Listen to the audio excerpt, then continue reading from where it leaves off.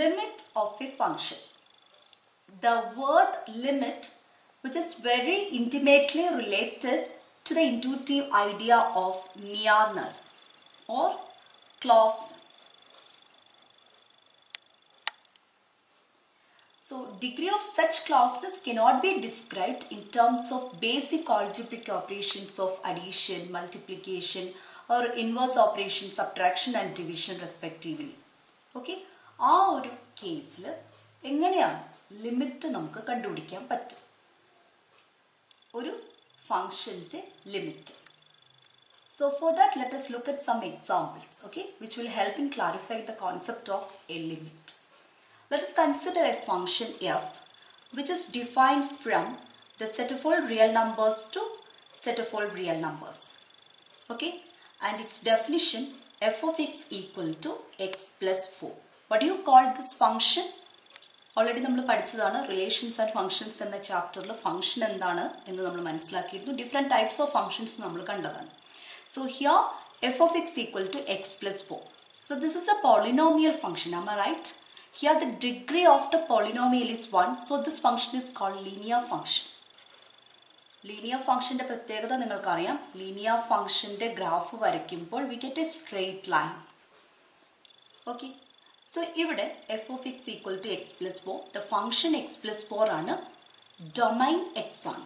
X belongs to the domain. What is the domain of this function? Set of all real numbers R. This is the codomain of the function. Okay, ഈ codomainലാണ് image വരുന്നത്. Okay, so അതിനു വേണ്ടിയിട്ട് നമുക്ക് എക്സിന് different values കൊടുക്കുമ്പോൾ എന്ത് change ആണ് F of എക്സിൽ വരിക എന്ന് കാണാം. ഓക്കെ, ഞാൻ അതിനു വേണ്ടിയിട്ടൊരു ടേബിൾ വരയ്ക്കുകയാണ്. X can be any real number, isn't it? Because x belongs to R. So ആദ്യത്തെ കോളത്തിൽ ആദ്യത്തെ റോയിൽ x എഴുതുന്നു, f of x രണ്ടാമത്തെ റോയിൽ എഴുതുന്നു. Okay, I'm giving different values for x. Okay, suppose x is equal to 1.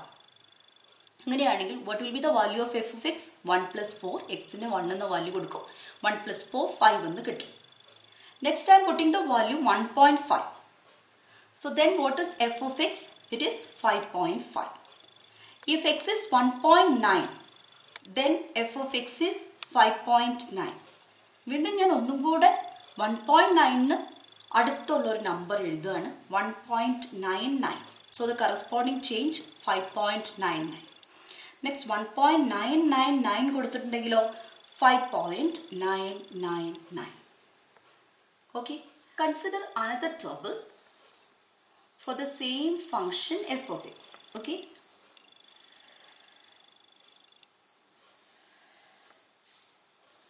first row x ഉം second row f of x. ഇവിടെ നമുക്ക് different values കൊടുക്കാം. ഞാൻ 3 കൊടുക്കുന്നു. So f of x is 3 plus 4 7. Next I am giving 2.5, then 6.5 എന്ന് വരും. 2.1 കൊടുത്തിട്ടുണ്ടെങ്കിൽ 6.1 വരും. 2.01 കൊടുത്താൽ 6.01 വരും. 2.001 കൊടുത്താൽ 6.001 വരും. Okay, these two tables give values of f of x as x gets closer and closer to 2.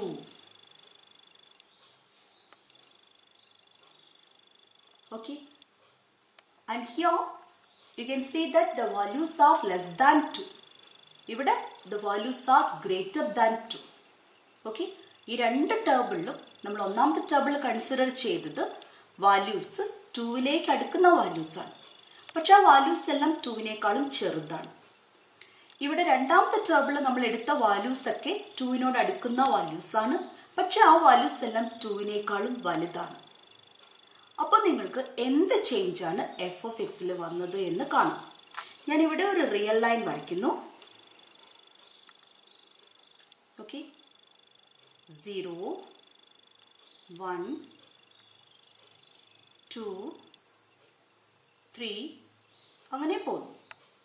അതായത് ഇവിടെ ഒന്നാമത്തെ ടേബിളിൽ നമ്മൾ 2വിലേക്ക് അടുക്കുന്ന വാല്യൂസ് എടുക്കുന്നു. So that is these values are less than 2. രണ്ടാമത്തെ ടേബിൾ നമ്മൾ 2ലേക്ക് അടുക്കുന്ന വാല്യൂസ് ആണ് എഴുതുന്നത്. സോ ആ വാല്യൂസ് എല്ലാം 2നേക്കാളും ഗ്രേറ്റർ ആണ്. ദെൻ നമ്മൾ 2ലേക്ക് ടെൻഡ് ചെയ്യുന്ന വാല്യൂസ് എടുത്ത f(x)ൽ കറസ്പോണ്ടിങ് ആയിട്ട് എന്ത് ചേഞ്ച് ആണ് കാണുന്നത്? ഓക്കെ, ഫസ്റ്റ് ടേബിൾ നോക്കുക. ഇതിന്റെ വാല്യൂസ് 2ലേക്ക് അടുക്കുമ്പോൾ f(x)ന്റെ വാല്യൂസ് ഒരു പെർട്ടിക്കുലർ നമ്പറിലേക്ക് ടെൻഡ് ചെയ്യുന്നതായിട്ട് കാണാൻ കഴിയും. സോ ഇവിടെ നിങ്ങൾക്ക് കാണാം 5, then 5.5, 5.9, 5.99, 5.999. ആക്ച്വലി അത് 2ലേക്ക് അടുക്കുന്നു. It's not equal to 2. Okay, അപ്പോൾ 5.99 ഇറ്റ് ഈസ് ക്ലോസസ്റ്റ് ടു 6 എന്ന വാല്യൂയിലേക്കാണ് അടുക്കുന്നത്. തിരിച്ച് 2നേക്കാളും വലിയ നമ്പേഴ്സ് എടുത്ത് അത് വീണ്ടും 2ലേക്ക് അടുക്കുന്ന രീതിയിൽ ചെയ്തപ്പോൾ 3, then 2.5, 2.1, 2.01, 2.001 എന്ന് ചെയ്യുമ്പോഴും നിങ്ങൾക്ക് കാണാൻ പറ്റും ആ f(x)ന്റെ വാല്യൂ 6 എന്ന നമ്പറിലേക്കാണ് അപ്രോച്ച് ചെയ്യുന്നത്. So that is from these two tables we can see that as x approaches to 2, f(x) approaches 6. In fact, the nearer x is chosen to 2, the nearer f(x) will be to 6. Thus, this value 6, it is the value of x plus 4, the given function, as x approaches to 2. That is, we write, when x approaches to 2, the value of f(x) is equal to 6. Okay, we call such a value the limit of f(x) as x tends to 2, and it can be denoted by limit, L-I-M, or you can write LT for limit. Okay, limit x tends to 2, f(x) equal to 6. Okay, in this example, the value limit x tends to 2 f(x) coincides with the value x plus 4 when x equal to 2. അല്ലെ, എക്സിന് 2 എന്ന value substitute ചെയ്യുമ്പോഴാണ് f(x)ന്റെ value 6 എന്ന് കിട്ടുന്നത്. In this example limit x tends to 2, f(x) equal to f(2) തന്നെയാണ്. Okay, so here you can see that the difference between x tends to 0 and x equal to 0. Okay, what do you mean by x tends to 0? X tends to 0 means that x gets nearer and nearer to 0 but never becomes equal to 0. Okay, x equal to 0 means that x takes the value 0. So ആ ഒരു meaning മനസ്സിലാക്കണം. X tends to 2 എന്ന് പറഞ്ഞിട്ടുണ്ടെങ്കിൽ എക്സിന്റെ value 2ലേക്ക് അടുത്തുകൊണ്ടിരിക്കുന്നു. അതൊരിക്കലും 2 ആവണമെന്ന് ഇല്ല. X equal to 2 എന്ന് പറഞ്ഞിട്ടുണ്ടെങ്കിൽ എക്സ് 2 എന്ന വാല്യൂ എടുക്കുന്നു. ഓക്കെ, സോ ഇവിടെ നമ്മൾ മനസ്സിലാക്കിയത് ഇത്രയുമാണ്.